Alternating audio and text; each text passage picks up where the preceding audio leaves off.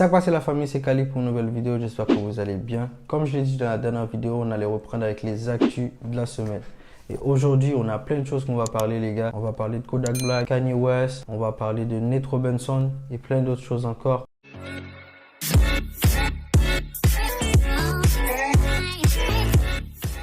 pense que vous avez déjà vu ce film d'animation qui s'appelle Coco. On a dit plus de musique. Tu vas écouter ta famille. Pas de musique. Pas de musique.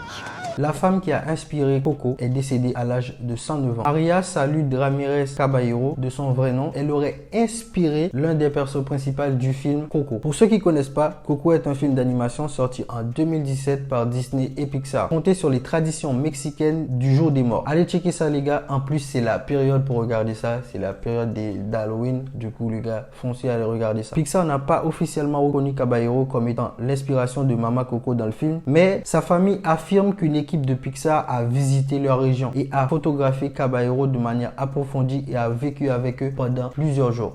Les stars de K-pop du groupe BTS seront forcés d'aller à l'armée sud-coréenne parce que je crois qu'ils doivent faire leur service militaire. Donc ce qui veut dire que pendant les prochaines années, il y aura plus de concerts, plus de tournées, plus de nouveaux sons. Ça veut dire que pour l'instant, saignez ce que vous avez parce que vous n'aurez rien. Pas avant 2025 en tout cas. Yo les gars, je pourrais pas faire cette vidéo sans parler de Kanye West. Il est devenu fou. Il est encore plus fou qu'il était avant. Après, il y en a qui vont me dire que vas-y, Kanye West, il a toujours été Kanye West, il a toujours fait que du Kanye West. Mais là, c'est parti en couille les gars. Là, c'est parti en couille parce que ce qui se passe là en ce moment, c'est que même la famille de George Floyd, par rapport à l'interview qu'il avait fait, l'interview qui n'est plus sur internet d'ailleurs, dans l'interview, il avait dit que c'est pas le genou du gars qui avait tué George Floyd. En gros, c'est comme il dit que c'est de la drogue, c'est parce que George Floyd, il prenait de la fentanyl, de la cocaïne. Du coup, c'est par rapport à ça qui fait que George Floyd, il est mort et non pas parce que le gars avait compressé la nuque de George Floyd. Du coup, la famille de George Floyd, il a traduit en justice et ont demandé 250 millions de dollars. On va rester là pour voir comment ça va se passer. Moi, ce que je dis, dès que j'ai vu le t-shirt White Lives Matter qu'il avait, je savais déjà qu'il allait nous sortir une dinguerie. C'est lui, c'est Kanye West. C'est lui.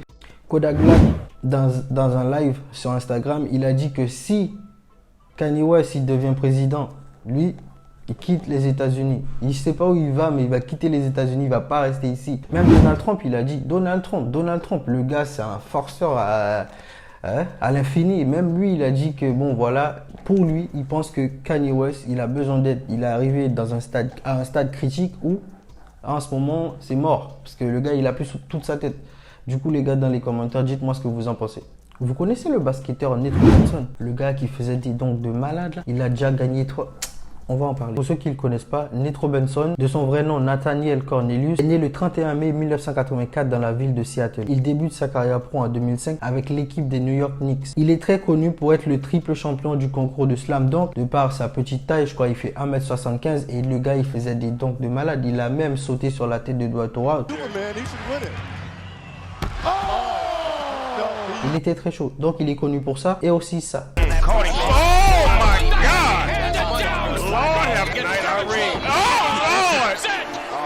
Pardonne-moi. Nate Robinson a annoncé qu'il lutte contre une insuffisance rénale et qu'il est sous traitement depuis 4 ans. Et il a expliqué la raison pour laquelle il explique ça que maintenant. D'après ce qu'il a dit, il y a beaucoup de personnes qui souffrent de cette maladie mais qui n'osent pas en parler. Du coup, lui, il a voulu briser cette barrière-là pour en parler. Peut-être que c'est pour le buzz, toujours des chinoiseries, ils vont sortir des phrases comme ça. Mais bon, au moins, il en a parlé. Force à lui. La copine de Blueface a fait un autre tatouage et celle-là, elle l'a fait sur son cou de Blueface. Peut-être encore de Blueface. C'est son 7e, les gars. C'est son 7e. Dites-moi ce que vous en pensez dans les commentaires, les gars. Dites-moi ce que vous en pensez parce que moi, je sais plus où me donner la tête parce que d'un coup, ils sont là, ils sont ensemble. Après, baston. Après, là, elle est en train de vomir dans sa voiture, vomir dans sa chambre. Je sais pas, moi, les gars. Dites-moi ce que vous en pensez. Est-ce que vous pensez que c'est vraiment de la mort? Gros drame de la musique haïtienne. Le chanteur Mika Ben, de son vrai nom Michael Benjamin, est décédé à l'âge de 41 ans d'une crise cardiaque. Il devait performer à Bercy. Après sa performance, il était en train de marcher, il s'est écroulé. Je vais pas mettre la vidéo par respect pour sa famille, par respect pour les fans qui l'aiment beaucoup. Donc je trouve que c'est un manque de respect de partager ce genre de vidéo. Je vais pas le faire, mais c'est triste un peu les gars. Mais ce qu'on peut constater, ça reste des spéculations. Ce qu'on peut constater, même avant le concert, il n'était pas bien. On peut voir, il y a beaucoup d'artistes artistes qui en parlaient, qui disent que ouais, vas-y, c'est un héros, il est mort en faisant ce qu'il aimait, tout ça, il est mort pour les fans, tout ça. D'un côté, moi, je suis pas d'accord. Et après, il y a l'artiste Tidio Zeni qui a fait une déclaration. Il a dit que, comme quoi, qu'il y avait son cousin qui était comme son frère qui a été kidnappé à Haïti. Donc, moi, encore une fois, les gars, je vous dis que c'est des spéculations. Bon, c'est pas des choses que je suis sûr ou quoi que ce soit, c'est juste mon avis personnel. Donc, moi, ce que je me suis dit, crise cardiaque, frère kidnappé, ça veut dire qu'il était stressé, ça veut dire qu'il avait un problème, ça veut dire qu'il n'était pas en forme. Donc après, les autres artistes qui étaient avec lui, ils ont dit ils n'ont pas vu ça venir. Mais moi, ce que je dis, c'est que ce qui se passe avec les artistes, c'est toujours difficile de les cerner. C'est toujours, tu peux pas savoir comment ils se sentent vraiment, réellement. Par exemple, dire à un artiste, vas-y, comment ça se passe, tu vas bien? Il va te dire, tout va bien, souriant.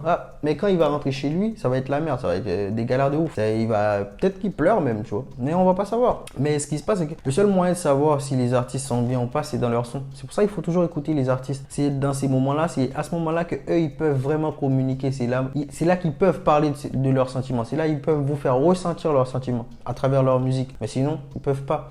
Mais ce qui était nul dans l'histoire, c'est que on se rend compte à quel point que la vie, elle est genre un claquement des doigts, je peux partir. En plus, il a joué, le dernier son qu'il a joué, c'est Opati Quittez-moi, qui est un très bon son. Et voilà, là, il est parti. Mes condoléances à sa famille. Après, moi, j'ai entendu des artistes dire que il est mort de la meilleure des manières, tout ça. Nanana. Franchement, non.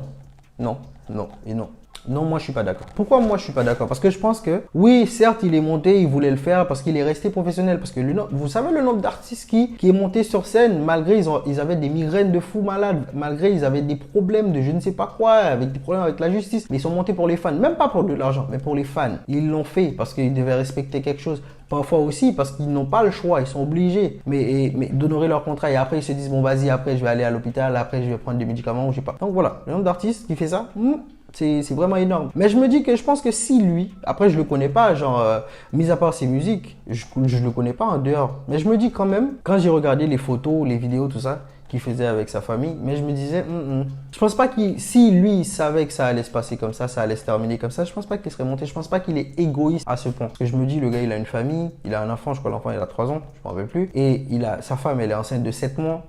Non gars. Le gars, il allait pas. Non, je pense pas parce que en vrai, non.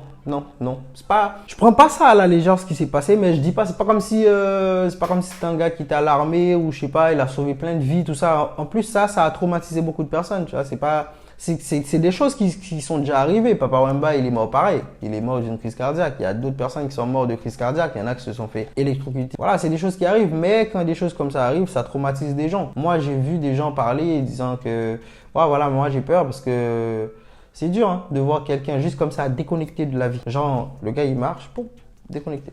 C'est la merde. Après les gars, dites-moi ce que vous en pensez dans les commentaires. Après j'ai vu, il y a des histoires de conspiration. Mais les gars, mais arrêtez! Il y a des histoires de conspiration, de complot, de il est pas mort, il est là, c'est pour le... Mais les gars, franchement,